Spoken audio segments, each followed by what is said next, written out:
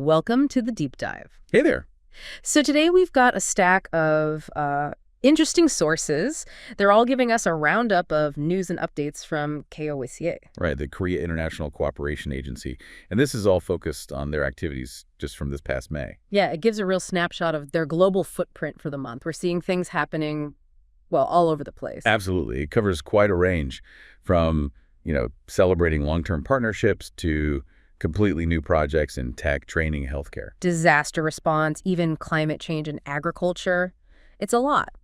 And our mission here is basically to cut through all that, pull out the key insights, and give you a faster, more focused way to understand what KOICA has been up to worldwide, all tailored for you, the listener. Sounds good. Where should we start? Let's jump right in. How about we kick off with that long-term partnership piece? Okay, yeah, the one in Paraguay. So KOICA's office there actually received a special commendation from the Paraguayan National Congress. That's pretty significant. And it wasn't just out of the blue, right? It was tied to an anniversary. Exactly. It was part of their 30th anniversary celebration in Paraguay, which happened back on April 22nd. 30 years, that's a long time. It really is.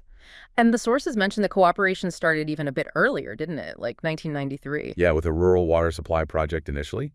Then the actual office got set up in 1995. It just underlines how Paraguay is seen as a really key partner for Korea in Latin America. And the scale of support definitely reflects that. The figure was USD 182.26 million provided up to now. That's the number. But like you hinted, it's definitely not just about the money. You're right. Over those 3 decades, they sent, let me check.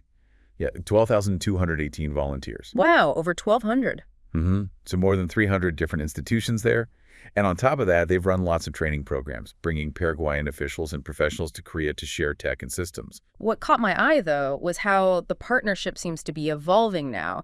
The sources talked about a recent shift towards digital cooperation. Yes, that's a key point.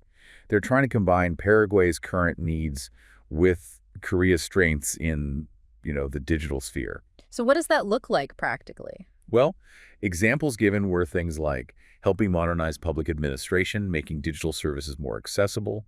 The goal seems to be mutual growth, kind of rethinking international aid for the digital age. It really shows how these long-term relationships have to adapt, moving into new areas like digital transformation. Absolutely. It's not static. Okay, so from long-term adaptation to building specific skills, there was another update from Vietnam focusing on vocational training, right? Particularly for one industry. Ah, yes, the shipbuilding program. Yeah. So on April 25th, they had a graduation ceremony. It was for the Welding for Shipbuilding Industry Talent Development Program. Where was that held?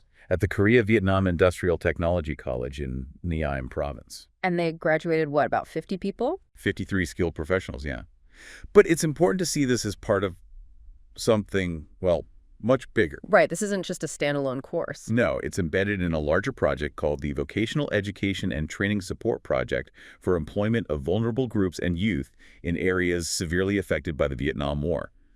That's a major undertaking. And that larger project has a pretty significant scope, running from 2023 to 2029 with a budget of $12 million. Correct. And the structure for this welding part is really interesting. It's run by a whole consortium. A consortium, meaning multiple partners? Yeah, KOICA teamed up with 3 affiliates of HD Hyundai Heavy Industries. Yeah. The big shipbuilding company. Oh, wow. Direct industry involved. Yeah, okay. HD Hyundai Heavy Industries, HD Hyundai Mipo, and HD Hyundai Samho.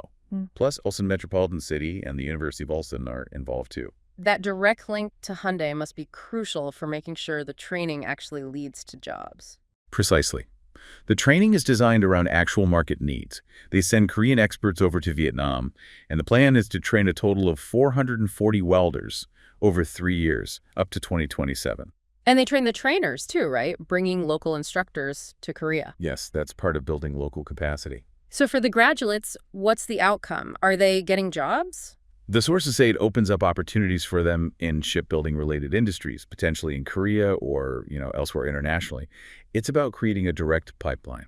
That sounds like a model they'd want to repeat. It seems so. KOICA mentioned plans to expand this kind of pilot project to other places, specifically naming Uzbekistan and Cambodia. So for you, the listener, this Vietnam example really highlights how targeted skills training, especially when you get industry heavily involved, can produce tangible job outcomes. Definitely a potential model for linking training directly to economic needs. Okay, moving from skills training to more direct humanitarian and healthcare support. We also saw news about work in Palestine. Right. This was about the opening of integrated rehabilitation centers in the West Bank, which happened on May 6th. And the source material did provide some context here. Yes, it noted the difficult situation, mentioning residents have suffered from the armed conflict between Israel and Hamas. We should be clear, we're just relaying the context as provided in the source, staying neutral on the political aspects. Understood. The main purpose of these centers is vital, though, providing professional rehab treatment for people with disabilities. Yeah, they've opened them in 2 locations, Ramallah and Qabatia. The sources describe these as quite significant additions there. They were called the first integrated rehabilitation centers in the West Bank that can handle a really wide range of disabilities. And that range includes physical, emotional, and also speech impairments. Correct. The facilities themselves sound pretty comprehensive. They have rooms for occupational therapy, physical therapy, speech therapy, and even mental health counseling. I also saw mention of modern technology being used. Yes, which is notable. Things like a VR-based system for gait and balance training. Virtual reality. Wow. Yeah, and also 3D interactive devices for cognitive rehabilitation. Pretty advanced stuff for this kind of setting. And this isn't a brand new initiative overall, is it? It's part of a partnership? Right. It's linked to a broader project with the World Health Organization, the WHO, that KOICA May has been working on since 2021. Okay. The full project title is quite descriptive. Establishment of public rehabilitation outpatient care centers and capacity building of human resources in the West Bank, the state of Palestine. So KOICA's role was more than just funding the buildings. Oh, definitely. Yeah. They provided facility support, yes, Mm-hmm. but also focused on building up local expertise through on-site training for the medical staff. And they helped develop standard operating guidelines to make sure that care is consistent and high quality. It's a clear example of direct intervention, isn't it? Addressing health needs, trying to improve quality of life in a really challenging place, and transferring specific medical tech and knowledge. Absolutely. That focus on operating in challenging environments brings us, actually, quite neatly to the next point: preparing teams for humanitarian disasters. Ah, yes, the safety and field training. This was for people who might become members of the Korea Disaster Relief Team, the KDRT. Where and when did this happen? It was held from April 21st to 25th in Hua Hin, Thailand. And they collaborated with the UN High Commissioner for Refugees, UNHCR, on this. And who took part? There were 22 prospective members. They came from KOICA itself, but also from the National Medical Center and the Korea Foundation for International Healthcare. Okay, so a mix of relevant organizations, and the main goal was really honing their safety knowledge and boosting their emergency response skills, the kind of stuff you absolutely need when you're working at a humanitarian disaster site, which can be, chaotic and dangerous. There was a quote included in the source material, wasn't there, from one of the participants? Yes, from Heo Jin-bak, who's on KOICA's emergency response team and was training to be part of KDRT. He said, let me find it here.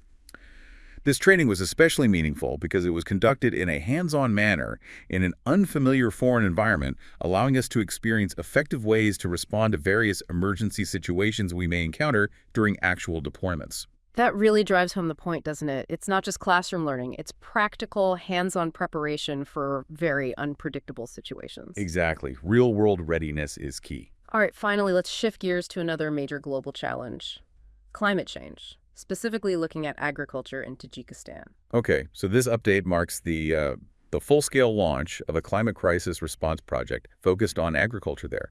A key step was signing what's called a Record of Discussion, or RD. When did that happen? KOICA signed the RD with the Tajikistan government on May 16th. It covers 2 specific ODA projects, official development assistance projects, both in the agricultural sector. The main aim is building resilience to climate change. Precisely. And Tajikistan faces some pretty specific challenges, according to the sources. About 93% of the country is mountainous. Wow, 93%. That doesn't leave much flat land for farming. Not much arable land, no. And their agriculture has been heavily focused on crops like cotton. Plus, climate change is making it harder and harder to get enough water for farming, which leads to major losses. That sounds like a tough combination. What's KOICA planning to do? They're committing a significant amount, $18.5 million over the next 5 years. Okay. And the money is targeted at 2 main areas: modernizing the systems for managing agricultural water irrigation and upgrading greenhouse horticulture facilities. So tackling both water efficiency and maybe diversifying crops or extending growing seasons with greenhouses. Seems like it. It's described as a comprehensive approach, supporting facility improvements, helping boost productivity, and even assisting with developing new markets for whatever they grow. The focus regions are Rudaki and Hisor. Any indication of future plans? Well, KOICA plans to keep working on enhancing climate resilience for small-scale farms there. And interestingly, the source mentions the Tajikistan government is quite keen to learn from Korea's own experience in managing water resources. That makes sense, given Korea's history with water management. This Tajikistan example really shows how climate change isn't some abstract future threat. It's hitting fundamental sectors like farming right now. And it demonstrates international cooperation, trying to address very specific, practical problems like water scarcity and outdated farming methods in a really challenging landscape. Okay, wow. So looking back across just these May updates, we've covered quite a spectrum. We really have. Long-term partnerships evolving digitally in Paraguay, industry-specific training creating jobs in Vietnam, crucial healthcare tech and facilities in Palestine, practical disaster preparedness for response teams. And right through to hands-on efforts building climate resilience for farmers in Tajikistan. It's a wide range. Taken together, these updates give you, the listener, a really valuable window into the diverse ways these development agencies work, the specific problems they tackle, and how they have to keep adapting. Definitely. It shows the breadth and also the depth of the work involved.